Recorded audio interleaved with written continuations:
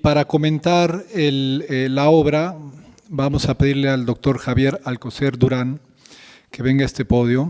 Él es profesor de carrera titular C en la Facultad de Estudios Superiores de Iztacala y es jefe del proyecto de investigación en limnología tropical y miembro del Sistema Nacional de Investigadores Nivel 1.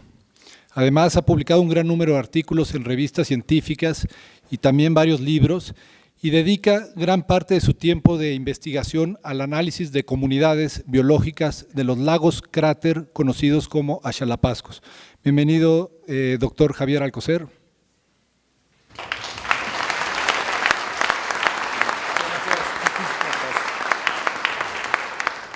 Bueno, pues muy buenas tardes y muchas gracias por la invitación. Entre el doctor Sarucán, el video de Carlos Galindo y la práctica de Roberto me dejaron casi sin nada que aportarles extra, salvo el hecho de que no he tenido nada que ver con todo el proceso, ni el concepto, el desarrollo, no soy autor, nada. Entonces creo que esto le da un poco de valía a mi opinión, como los que van a recibir esta información de primera mano. Entonces tuve la oportunidad de revisar el libro, para mí fue una sorpresa, no sabía que lo estaban haciendo y me dio muchísimo gusto cuando llegó a mis manos. Es un mamotreto bastante considerable y pues no presumo que sí me lo revisé todo de cabo a rabo, no he tenido oportunidad de hacerlo, pero sí me fui sobre algunas cosas importantes que llamaron mi atención. Entonces quiero comenzar hablando de que el esfuerzo que se ha invertido muchísimo por parte de la academia, por un lado, y de la CONABIO, por otro, en generar el conocimiento sobre la biodiversidad de México y particularmente en este caso de los cuerpos acuáticos epicontinentales y los trasmares, en realidad sí confirma el hecho de que efectivamente nuestro país es un país megadiverso y no solo en la parte de tierra, sino en la parte acuática.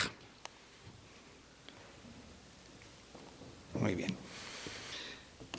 Justo de la revisión de estos extensos listados que hayan en posesión de la CONABIO, la mayoría de ellos, surge digamos, un hecho notable, que es el ir descubriendo especies que pues, no deberían de estar de donde están siendo registradas. Dice, bueno, estas especies de donde aparecen. Y entonces dice, bueno, no solamente me encuentro especies que no deberían estar aquí, sino además muchas de ellas se tornan muy exitosas, numéricamente son muy abundantes y pueden constituir plagas o malezas. Bueno, estas especies que a nivel mundial se han reconocido como especies invasoras, pues bueno, son, como lo dice la definición, aquellas que prosperan sin ayuda del ser humano y amenazan hábitats naturales o seminaturales fuera de su área habitual de distribución.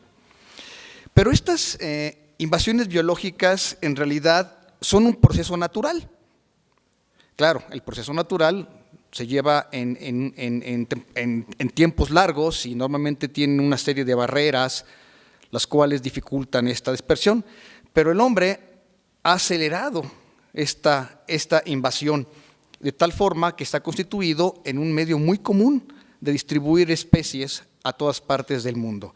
Estas especies, afortunadamente, no en todos los casos tienen éxito.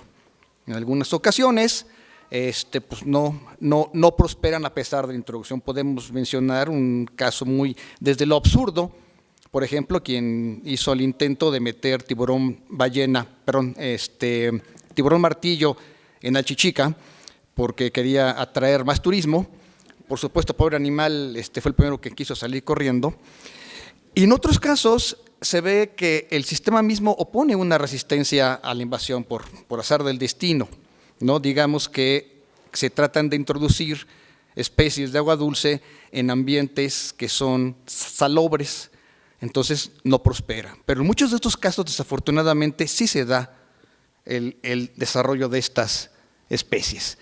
Entonces, a nivel mundial y en México ya reconocemos que estas han hecho cambios muy importantes degradación ambiental, extinción de especies nativas con la consecuente pérdida de biodiversidad, hay una pérdida de servicios ecosistémicos y económicos, se invierten grandes sumas de dinero en remediación y control, y si no, pues también, como lo mencionaban, se pierde muchísimo dinero al cambiarse las pesquerías o otro tipo de actividades que originalmente dejaban altas ganancias. Entonces, este es un problema muy grave en México y a nivel mundial, de tal forma que en las aguas epicontinentales, al estar justamente tan aisladas, como se comportan como islas, es particularmente sensible a las introducciones y por lo tanto en este tipo de ambientes es donde más cuidado debe de ponerse.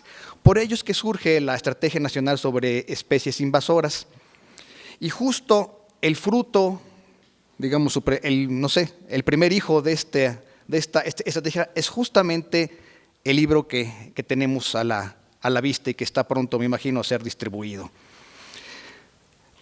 Mencionaron, Roberto, algo bien importante y que llega al público en general, así como especialistas. Esa es la ventaja de que tengamos este tipo de información, de tal manera que puede ser distribuida muy fácilmente. Mi gusto reúne y organiza de forma muy clara los esfuerzos de investigación, de manejo, regulación, sí, sobre el tema de estas especies acuáticas invasoras.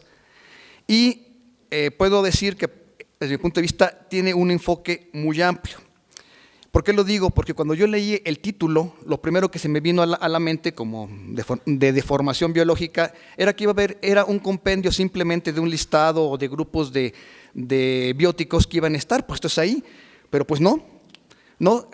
Con mucho agrado descubrí que no solamente era esta parte, sino que además tiene una excelente introducción que para todo el público es fácil de seguir, que lo pone a uno al día de qué son estas especies invasoras, cuáles son los medios por los cuales se introducen, qué es lo que pasa con ellos. Entonces, es una muy, muy interesante.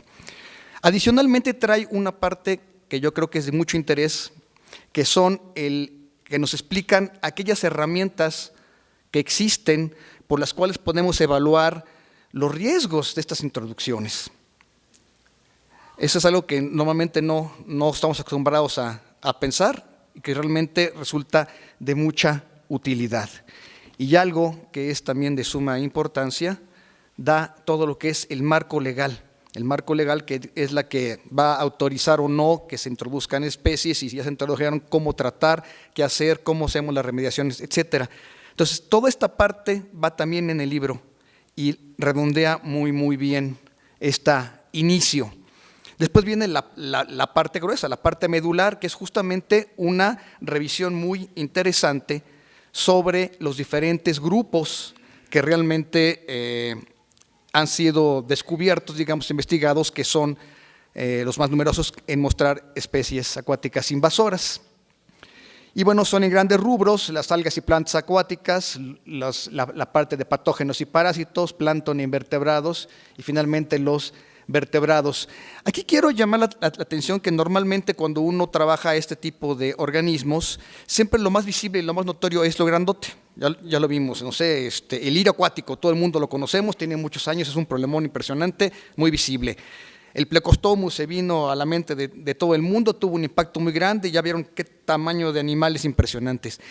Pero lo que es mucho más complicado de investigar son aquellas especies que uno no ve a simple vista y que también se constituyen en especies invasoras. Por ejemplo, uno va y dice, voy a introducir trucha. Tengo mis permisos, tengo todo perfecto, bien, pero las truchas no se las dan a uno ni en polvo ni secas. Van obviamente acompañadas de agua y ahí mismo va una serie de microorganismos que al introducir la trucha también se meten al medio receptor, se distribuyen y justamente tienen los mismos o peores efectos que los organismos grandes.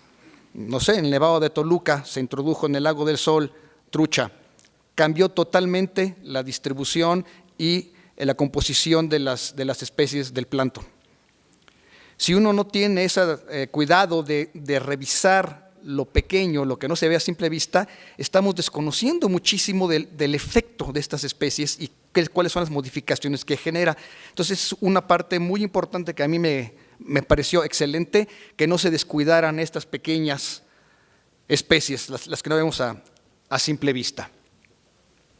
Después acaba digamos, para tener un cierre muy interesante, con esta relación de las especies invasoras en áreas naturales protegidas, con experiencias de qué es lo que se ha encontrado, qué se ha hecho a este respecto, que nos dan ideas más claras de para dónde podemos jalar, ¿sí? Cómo va a ser esta relación entre el cambio climático, que es algo evidente, y qué va a pasar con estas especies. ¿Se favorecen? ¿Realmente no se favorecen? ¿Qué es lo que pasa al respecto? La restauración como una medida ya a posteriori, qué es lo que tenemos que hacer, qué tan exitosa resulta ser, y finalmente otros enfoques que se le dan para el estudio de estas especies invasoras. Entonces, un breve resumen de lo que creo que aporta es un informe muy cuidadoso y profundo, ¿sí?, del estado actual del conocimiento de las especies acuáticas invasoras en el país. ¿Sí? Constituye una guía excelente para implementar análisis de riesgo, así como el marco legal alrededor del tema. Marca directrices, es decir, tiene una muy clara agenda de lo que hay que hacer. Digo, no es lo único, pero sí marca líneas muy claras de dónde tenemos vacíos importantes, que eso también resulta muy claro del libro. Se identifican muy bien cuáles son los vacíos, nos falta muchísimo. Se ha hecho muchísimo, pero falta muchísimo más por conocer. ¿Sí? Y bueno, aquí les dejo la tarea a la Conavio y demás, que yo creo que sí es muy importante que venga al menos una segunda parte de esto en el cual se nos haga una integración. No digo que sea fácil, integrar esta información a nivel país es ser muy importante hacerlo, pero yo creo que es muy útil. Entonces, pues con estas palabras agradezco su invitación. Muchas gracias.